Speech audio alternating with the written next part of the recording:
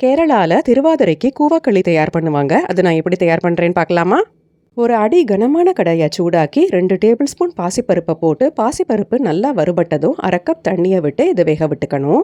ஒரு சாஸ் பேனில் 1/2 கப் வெல்லம் 1/2 கப் தண்ணியை விட்டு வெல்லத்தை நல்லா கரைய விட்டுக்கணும். வெல்லம் நல்லா கரைஞ்சி கொதிச்சா போகிறோம். இதுக்கு பாகுபதம் ஒன்றும் தேவையில்லை. ஒரு பவுலில் 1/2 கப் கூவா பொடியை போட்டு 2 கப் தண்ணியை விட்டு நல்லா மிக்ஸ் பண்ணி வச்சுக்கணும்.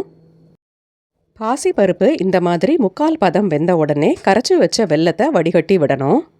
இதோட கரைச்சி வச்சுருக்கிற கூவா பொடியை நல்லா ஒரு தடவை மிக்ஸ் பண்ணிட்டு விட்டு கைவிடாமல் கிண்டணும். இதோட ஒரு சிட்டிகை உப்பையும் போட்டு நல்லா மிக்ஸ் பண்ணணும்.